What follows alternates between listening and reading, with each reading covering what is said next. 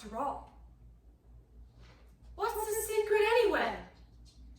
It's conceived, it lives a little, it dies. For Mary Lennox, a secret involves hiding her true and kind self, But we find that all secrets must come to an end. including the masks we wear to protect ourselves. Mary was a skinny, lonely orphan, numb to pain. Around every corner despair was found, leaving her with the knowledge that she was unloved and uncared for. However, in this story, we see the transforming power of hope. The Secret Garden. By Frances Hodgins Burnett. In India, cholera had broken out in its most fatal form. Mary made the long voyage to England under the care of an officer's wife. Her uncle Mr. Craven sent his housekeepers Mrs. Medlock to meet Mary in London. The stout, red-cheeked Mrs. Medlock had never seen a child who sat so still. Do you know anything about your uncle? Well, no.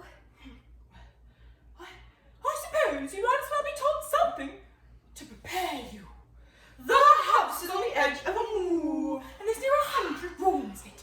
Most of them shut up and locked. Your uncle is not going to trouble himself about you. He's got a crooked back and is a sour man.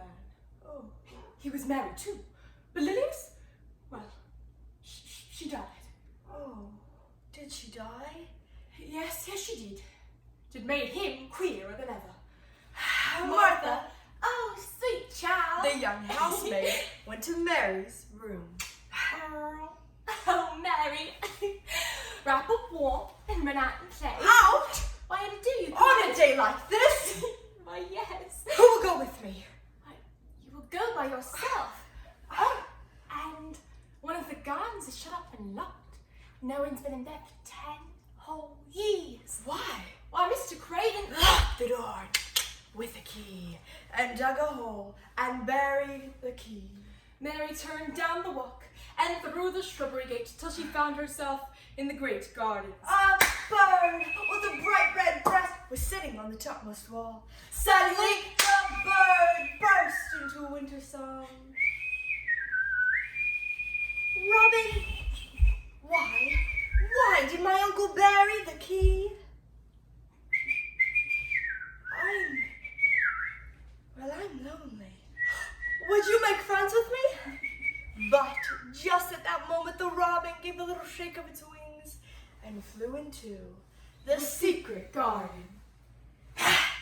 The next day, Mary went out into the gardens as quickly as possible. The bird with the bright red breast flew towards Mary and hopped over something buried in the soil. Mary picked it up. It was a ring of rusty iron. It's more than a ring. It's a key. Mary looked about the key and thought, ding, of the secret garden. You showed me the key. Well, you ought to show me the door. Suddenly, the wind swung aside some loose ivy. Mary jumped towards it, caught the knob door in her hand. She drew out The key and fitted it into the keyhole. She was inside the secret garden. And in the night, Mary was awakened by a wind wuthering around the house. That wasn't wind. It was crying. The crying led through the house into a door. She pushed it open. A nightlight was burning by the bed. And on the bed was a lying, crying boy. Are you a ghost? No. Are you? I am Colin Craven. Well, I'm Mary Lennox. No one's told me anything about you. Well, the servants, they're not allowed to speak about me, and I stay in here because I will be a hunchback. Oh. And I hate the fresh air. I don't want to go out. Oh. Wait. Sit here on this footstool. We'll talk. Let's talk about the secret garden. It has been left alone so long that it has grown into a lovely tangle. The roses have climbed and climbed till they hang from the branches and the walls and creep along the ground like a string. Yes. Some of them have died. But when summer comes, there will be curtains and fountains of roses, and the ground is full of daffodils and snowdrops, and lilies and iris working their way out from the dirt. Now spring has begun. Perhaps they are coming up through the grass. Perhaps there are clusters of purple crocuses and gold ones. Perhaps the robin Has found a mate, and perhaps he is building a nest. and Colin was asleep.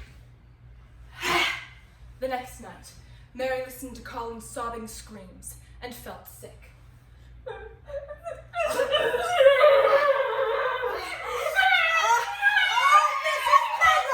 Somebody ought to make him stop! He's walked himself up the stairs. No one can do anything about him. Wait. You're on the right humor? Well, I'm angry! Scold him then! Mary flew along the corridor and slapped the door open. You stop! Oh, you can't! I fell to the loud Mary. I should be a hunchback. And then I shall die. I shall die. I shall die. You won't! Oh, Mrs. Medlock! Show me his back.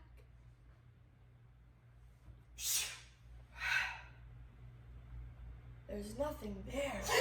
There is. There's nothing wrong with your horrid back, and if you ever say there is again, I shall laugh. But there is. Tomorrow, I'm going out into the secret garden. I do so want to see it. Oh, Colin. This is it. This is it. The secret garden. But I don't see anything. Mary, there's no door.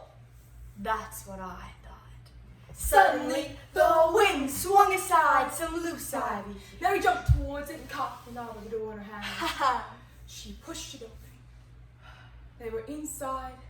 The secret garden. Colin looked round and round. I shall get well. Mary, I shall get well. And I shall live forever. And ever and ever and ever. Colin choked and gulped and struck his hands together. I can do it. I can do it. There was a brave, fierce scramble. The rugger tossed on the ground. Mary held Colin's arm. The thin legs were out. The thin feet were out. He was standing upright as straight as an arrow and looking strangely tall. His head tipped back.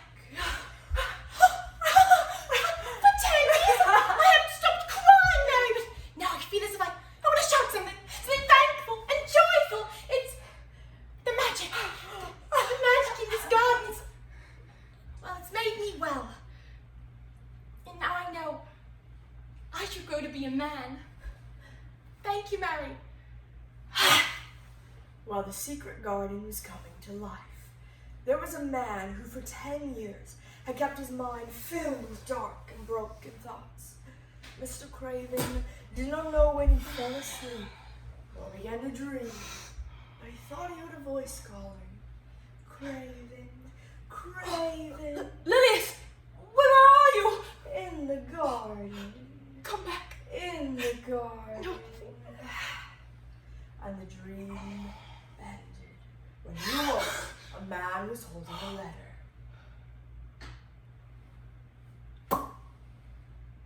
Dear sir, I am Martha Sowerberry, and I will make bold to speak with you.